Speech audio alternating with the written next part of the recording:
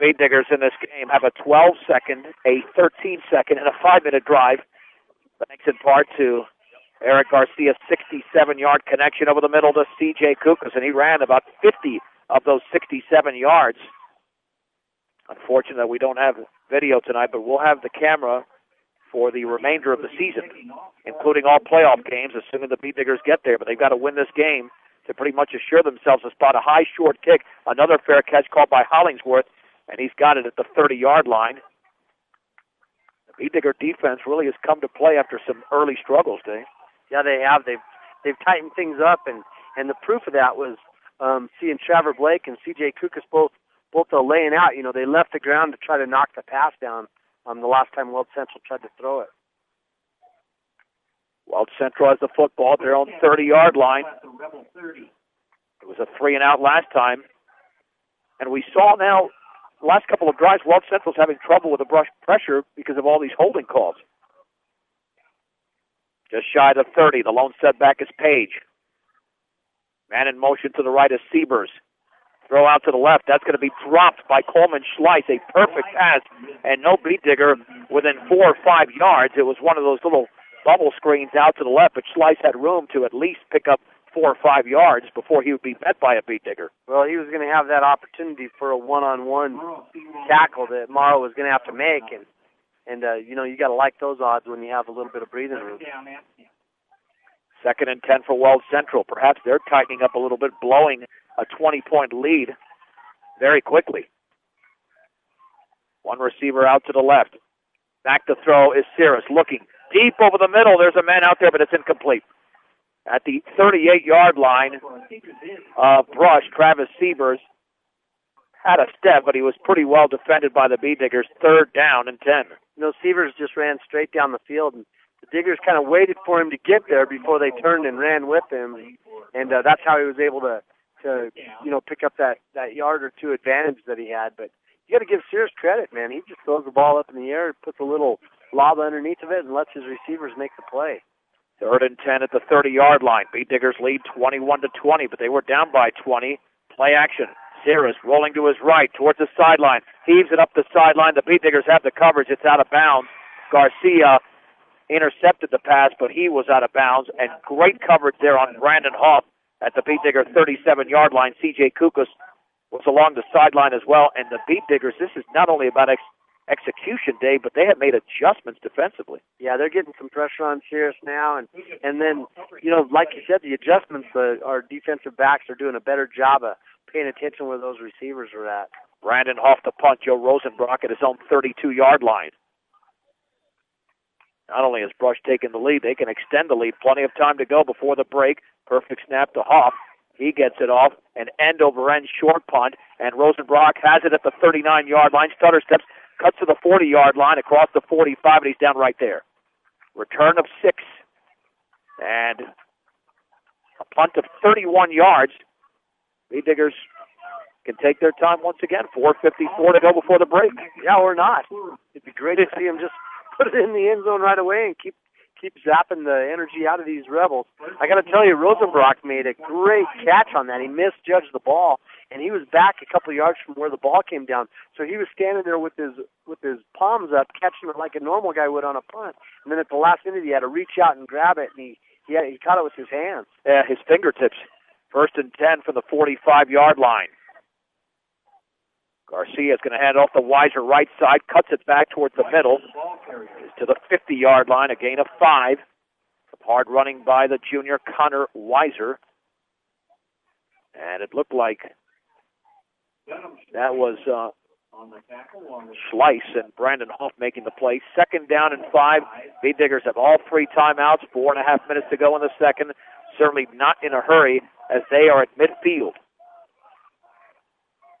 Garcia and the Speed Diggers up to the line of scrimmage on 2nd and 5. There's the give to Weiser across the left side. 1st down, he storms inside the 45 to the Weld Central 43, and he gains 7 yards on the play.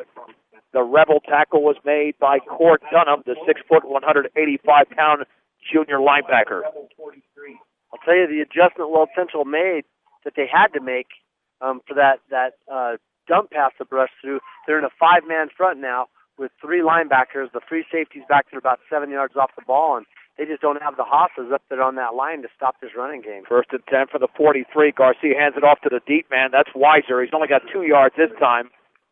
Took a little bit to get that ball to him, but he was able to pick his way for a couple of yards. Trevor Hammock and Cord Dunham made the play. 2nd down and 8. CNC Auto Parts at 1305 Edison Street in Brush is your local Napa Auto Parts store. That's CNC Auto Parts. And the Rebels take a timeout. We'll take it with them. 3:37 to go. Timeout brought to you by Edwards Wright Price Market in Flowerland. Brush 21, Weld Central 20 in the second quarter on 1010 KSIR and KSIR.com. John Beltran, Dave Urich back from Keensburg, where the Beat Diggers have the football. 2nd down and 8 at the Weld Central 41. Brush has come back from a 20-0 deficit to lead 21-20. And now Skyler Seawald is in the backfield with Tanner Morrow and Joe Rosenbrock. Garcia's not been in the shotgun tonight. Rosenbrock is in motion to the right. Garcia is going to hand it off on the left side to Morrow, and he stumbles his way across the 40 to the 38. Tripped up by Garrett Page, a gain of 3. 3rd and 5 for Brush. That was more like a 37 where they faked that sort of that trap up the middle and brought that crossbuck back over here to this other side. Morrow showed a lot of speed there, picking up those yards right at the line of scrimmage. Kukas and Morrow check out of the game. 3rd down and 5 from the 38. Weiser's back in the backfield. Will Garcia give it to him? Hard count for Garcia. Give to Weiser left side, and he's going to be hit after a short gain. His feet kind of slid out from under him. Down at the 37, Garrett Page had the penetration, only a gain of 1. Big play now for the Beat Diggers. 4th down and 4. And are the Beat Diggers going to take a timeout? They will with 2:41 to go. We'll keep it right here.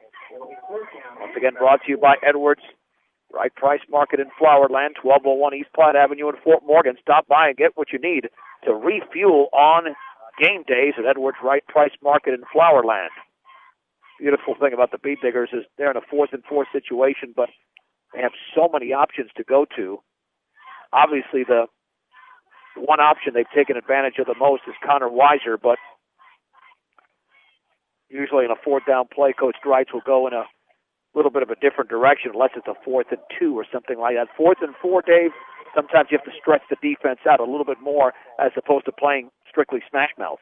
Yeah, it'll be interesting. The last couple of weeks they've been really happy playing with the double tight formation and had a lot of success with it. You know, you look at Weiser's carries, he's had plenty of carries that have gone that far, you know, in one shot. So, you know, it'll be interesting to see what they decide to go with. If you're Weld Central, you got to be worried about, you know, Weiser at that fullback position. You know, maybe Brush is going to do what they do a lot of times and hope that Weld Central's paying attention to the fullback and let Garcia run that bootleg. Weld Central's capable of a big play, so the Beat Diggers don't pick this up. They've got a chance to reclaim the advantage by the break. So this is a big play for Brush with 2:41 to go in the second. Both teams still have 2 timeouts.